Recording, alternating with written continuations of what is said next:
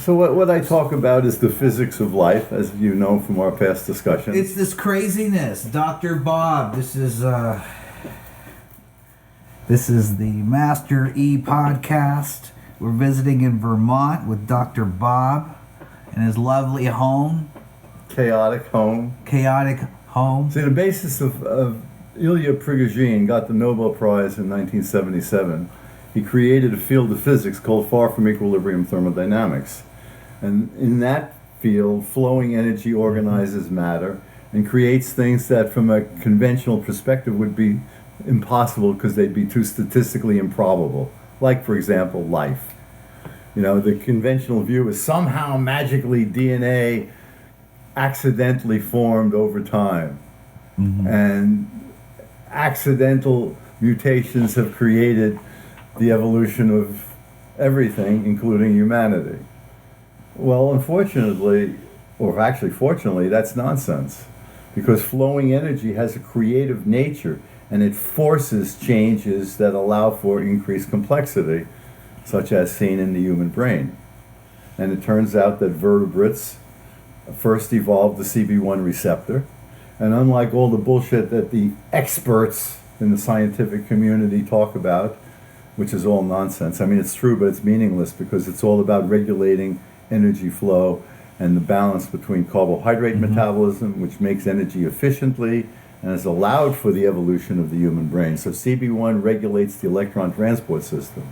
It's not only on the membrane of cells, it's on the mitochondria, the powerhouses that generate the ATP efficiently. But that's also where the free radicals come from. And free radicals basically react with everything. So they change your DNA, RNA, proteins. But the key thing is they change the biochemical flow, the harmony, the psychedelic biochemistry that is life's constant adaptability. Every instant we're adapting. We're taking in information via our nervous system, and we're taking in matter that's monitored by our immune system. So those two things monitor the flow that creates us. We are a flow-dependent structure.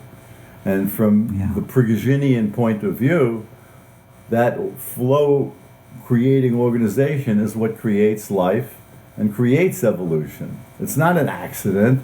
It's directed to where the need is, as evidenced by the free radical production. And as we've mentioned, and I'll mention again because it's very significant to understand all of this, is because free radical damages can cause cancer and cause basically aging and all age-related illnesses. But it's not the accumulation of damages in the conventional sense. It's the accumulation of damages, free radical damages, that disrupt the integrity of the flow and bring it closer to equilibrium. Health is distance from equilibrium. Return to equilibrium is aging. A far from equilibrium phase change to a lower level is death. So what we want to do is maintain our distance from equilibrium and do that in a functional way that makes us healthier, meaning stronger and smarter. And we do that by eating right and by exercising and by thinking right, and critically by consuming cannabinoids. So the evidence for the significance of cannabinoids and their evolutionary importance is that psychoactive cannabinoids are found in mother's milk. So women are basically cannabis delivery vessels so that the newborn can get what it needs to stimulate its appetite, to relax, to adapt to the oxygen environment so it doesn't make too many free radicals and damage itself. All of that's controlled by mother's milk. That's why you see these happy little fat cheek babies sleeping when they're fed mother's milk, because you're basically getting them stoned.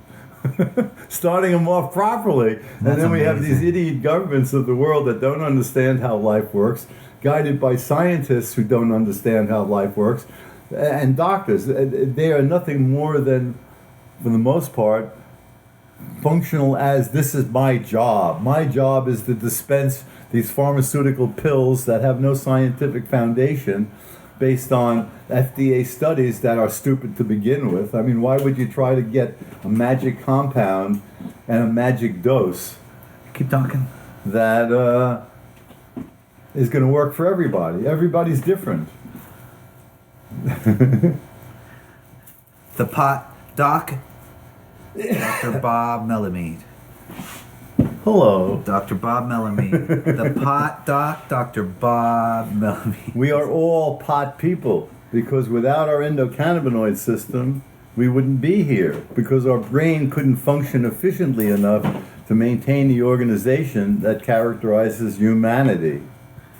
Dr. Bob, there was something you spoke about off camera a few minutes ago, and I thought it ties it together. You said, "Dad, I got some new shit, some crazy new shit," and you started talking about the DNA, RNA replication, the intelligence was something that was brought up, a word that was brought up, but the seeming intelligence or the what you witness as a scientist that you can only name as intelligence. Well, I'll give an example of Can you talk about for the first time? Yeah, give an example. I'll give an example of how flow creates organization. Impossible organization. Very simple example that everybody's aware of and yet haven't thought about it for the most part appropriately. You take a bath and you pull the plug, and as gravity drains that water, what happens eventually? It forms a whirlpool. Mm-hmm. Why? Because that whirlpool is dissipating the gravitational potential more rapidly by forming an organized flow-dependent structure. As soon as the gravity is gone, then the flow goes away. You don't form that structure unless there's flow. All right? Well, that's an example of a physical flow-dependent structure. Life is a flow-dependent structure that's generated by flowing redox energy. In other words, we take hydrocarbons, like gasoline or oil, but we take it in the form of carbohydrates and proteins and food. Yeah. And we break that down and we pull that energy out to maintain the flow of life. Yeah. So we see that this physical example of the whirlpool, that could not happen from a statistical point of view, because you're having zillions and trillions of molecules that all of a sudden decide, hey, let's work together because we can get rid of this gravitational potential more rapidly. Or let's take the food and eat it and burn it so that we can maintain our flow-dependent structure, us, our life. But it's beyond us and our life. It's our physical environment that we create. We affect our environment. We've created the pollution, as well as the organized structure of our society. Sure did. And if they're not balanced correctly, society decays. Yes. The same in us. If we don't balance fixing with damaging, then we get screwed. We age, okay? Yes. And we get all the age-related illnesses because they're all caused by free radicals, caused by an imbalance in the electron transport system that caused by us eating too many carbohydrates and not consuming enough cannabis. Yes. Because high doses of cannabis turn on the CB2 receptor. See, the CB1 receptor and the CB2 receptor do exactly opposite things. Okay. CB1 regulates efficient energy burning so you can make a brain. On the other hand, CB2 turns that off and turns on cellular recycling. It didn't make sense, and part of that not making sense was you're taking the concepts and still forming the distillation of it. Well, now though it's pretty well distilled, because now I feel that quite fortunately and uniquely I understand the physics of life, so I can trace the origins of life, the evolution of life, as well as how things like cancers develop, which is a very interesting story that embraces really this whole concept of flowing energy, creating organization and a balance between sugar burning for differentiated functions and fat burning, basically to repair the problems that were created when you were making energy efficiently by burning carbohydrates. So you need that balance so that the system, us, collection of molecules, can maintain a state of health, which is basically our distance from equilibrium. So the cancer story... Yeah, the cancer story figures into this in a very interesting way, because it turns out that in order for cells to protect themselves from their efficient energy production via the electron transport system, what the CB1 receptor does is it regulates things like calcium channels. So it regulates the activity of the mitochondria, because everything in our bodies, our nervous system, our muscle contraction, is always activated by calcium.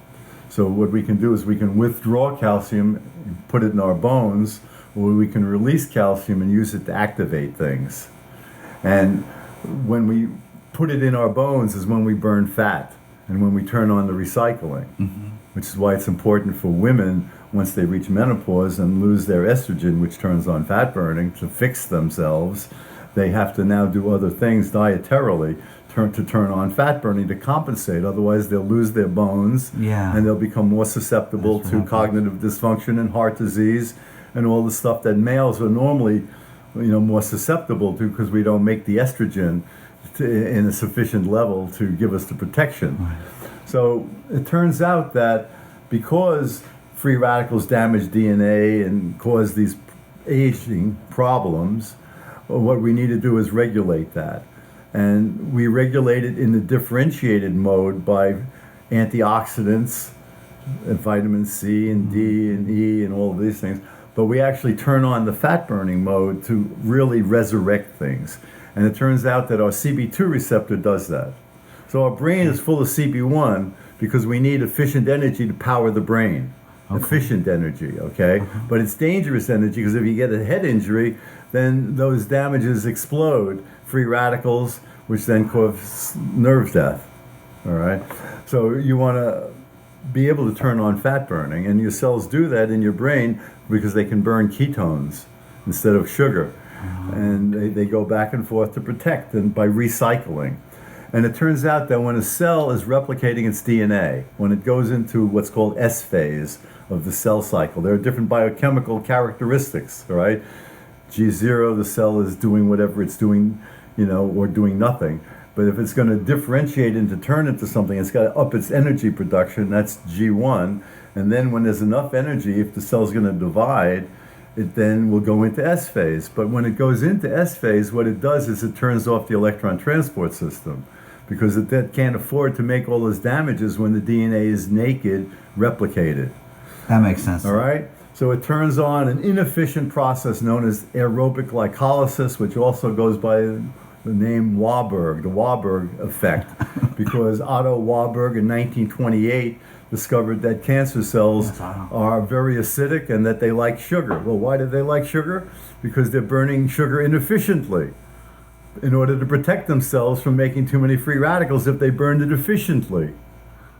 So you have this fundamental reality going on, and then, of course, the CB2 receptor can turn on the fat burning, which will then recycle the damaged pieces so that they can resurrect, which is also very interesting because stem cells, the fully totipotent stem cells, actually burn fat. That's why they don't age. They sit there doing nothing, waiting for signals that say, come here and help us fix things. So they go to where the damages are occurring, where excess, as indicated by excess free radical production, and then they either amplify by symmetrical division to make more stem cells, which occurs by fat burning, or they turn on via CB1 differentiation, so they can become nerve cells or muscle cells, etc. So you have this balance, and if everything is good, you minimize aging. I'm 71 years old. I've been practicing this for a long time, and I can tell you that I've been able to reverse things, and we do that with other people. That's how we reverse cancer, for example, because when you take, so where I was going with this is that what happens when you take chemo or radiation, a tumor is going to be composed of cells in all different phases of the cell cycle. And normally cells die via apoptosis, in which case they basically unwind their organization and bleb off into little membrane-bound things that can be eaten up by your phagocytic cells from your immune system. However, what happens in these cancer cells when you come with chemo is the cells that cannot amplify their damages to create apoptosis will survive, okay? Well, which cells are those? Those are the cells that are in S phase that have turned off the electron transport system and are now burning sugar via aerobic glycolysis. Well, the problem with that is that when you come in with chemo, you're going to kill all of the cells except for the ones in S phase because they can't amplify the damages you're creating. So what I'm telling you is that chemo will select for drug-resistant cancers. Chemo is what kills people because it selects for the resistance that kills people. Yeah. Those resistant cells are multi-fueled vehicles that can Yes. burn fat, they can burn carbohydrates, they go back and forth without killing themselves. Yes. So hence, they kill you. Yes. So cannabis via the CB2 receptor in high doses, very high doses, will disrupt the cell's harmony, which is already compensated for excess free radicals by turning on sugar burning. And when you force them into fat burning, if you're dealing with a virgin cancer that hasn't been chemoed, it can't make the adjustment to fat burning and it dies. And that's how all of the historical plant medicines that have been used for cancer or diabetes, that's how they work. They turn on fat burning. It's very simple. You look, whether it's Sanskrit medicine, Chinese, no matter what ancient medicine, Wow. every single herbal preparation used for cancer or diabetes and also cognitive dysfunction, all of these things turn on fat burning to reduce free radical production and to increase cellular recycling. Watch your elbow on the table. It's rocking the camera. Okay. So that's the story here. We can reverse illnesses by reversing our biochemical flow. We have to demand